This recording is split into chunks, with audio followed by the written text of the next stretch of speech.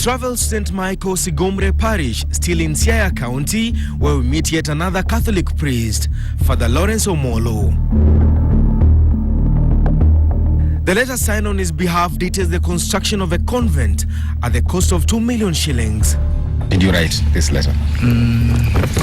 It was written last year. I mean, just to jog your memory. Very few letters, maybe. What we can do in regard to this, just present this letter to the authority, the Archbishop of Kisumu. But it came from you, and that's why it gave birth to this one. I don't know. Maybe that will help explain. The letter says the Catholic community in Sigomre Parish has donated land worth 1.5 million shillings towards the project. Have you set aside land worth 1.5 million shillings? And did you author this letter? That is part of that need you're talking about. Did you write a letter asking the diocese to support you in the construction of a convent on 14th November 2014? Well, I don't want to respond. By the time KTN was visiting some of the parishes in Kisumu, the Archbishop had sent out text messages to all priests not to give us an audience. Let's not even discuss the contents of the letter. I just want to ask you, is this your signature? That's all. Is this your signature, yes or no, Father?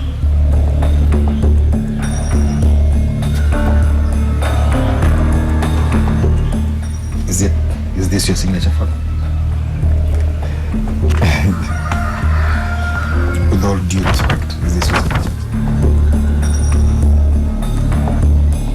Well, these are very good questions. Is it your signature, Father? We should either be yes or no. Yes. That's it. No. That's it. That's it, Father. I mean, I'll not even bother you with any other thing. No, the source of this is the diocese. Yes. Now, and that's why I'm saying that these things should be presented to the diocese. The source of this is St. Michael, Sigomre Catholic. And St. Michael is just a child of the diocese. But it is not only priests whose names have been used to solicit millions of shillings from the Vatican and donors.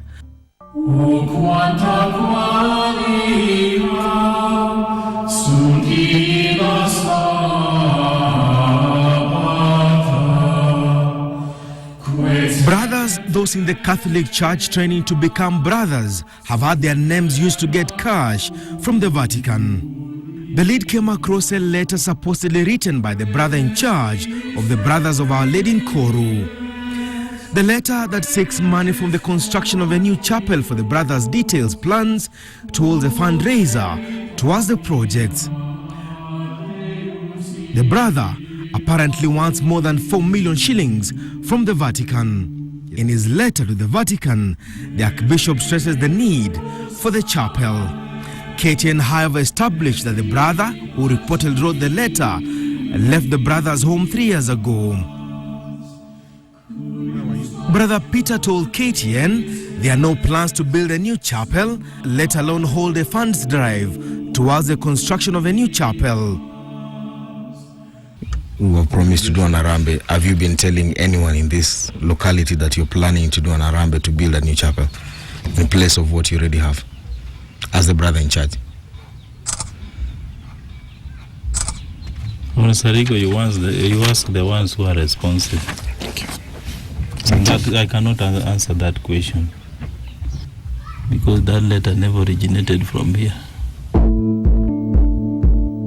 In Bondo, a brother whose name has been used to divert more than 2 million shillings told KTN he was not aware that the Catholic leadership in Kisumu Diocese was part of what looks like a brazen scam to fleece the church and international donors of billions of shillings. You haven't started it? We haven't started. Have you received the money? As I was telling you, Bishop is the head. So when the money comes, No. This is, let me read it to you. I have received the sum of $20,000 with the Superior Council of the Pontifical Society for the Propagation of the Faith, as granted to the mission of Brothers of Our Lady of Perpetual Help in the diocese Kisumu, country Kenya, for extension of St. Luke Community House, Barakorwa. Signed Julius Omondi. So have you received $20,000? I can't say that I received it because I've not seen it.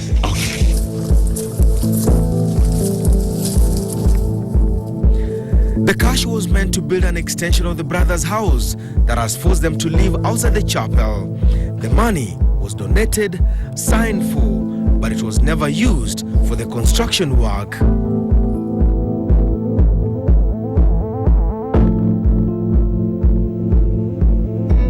Several of those we spoke to told the lead the Catholic Church might have lost billions of shillings to such dubious undertakings.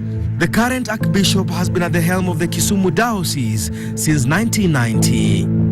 Several calls made to Archbishop Zacchaeus' Okoth cell phone went unanswered, so were text messages sent to him. His office promised to fix us an interview. By the time we left Kisumu, the office had not called back. When we finally paid his office a visit, Brother Leonard, who KTN established oversees some of the projects, told the lead the Archbishop was not around, but he will be available for an interview. Calls made to the Archbishop's secretary have also gone unanswered. KTN later wrote to the Pope's representative seeking more answers to the shocking revelations.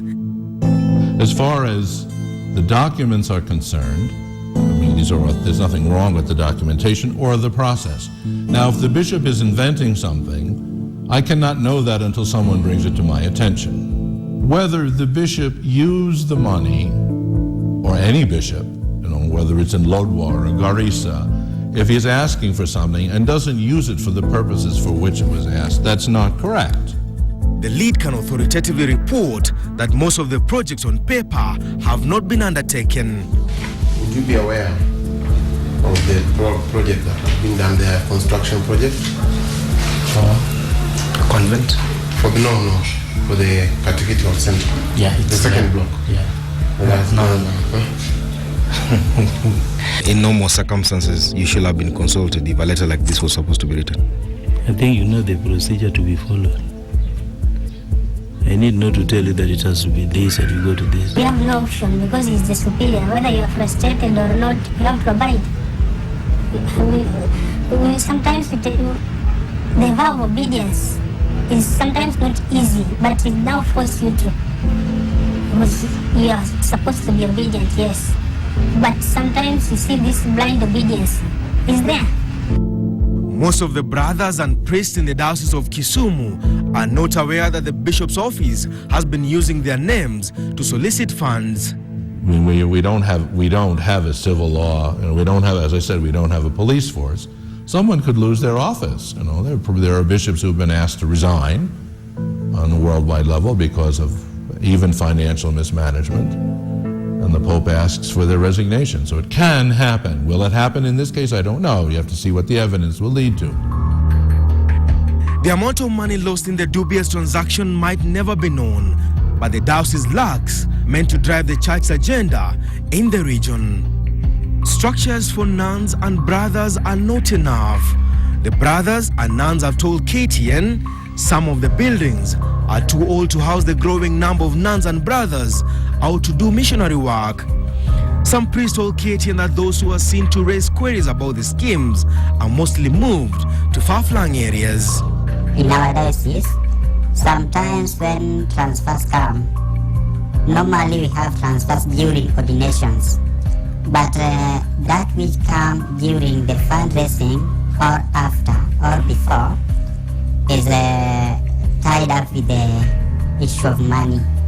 Yeah, because maybe the diocese expected something you didn't give, or maybe the diocese might have known that you are not willing to give out, then you are transferred before the arambe is done.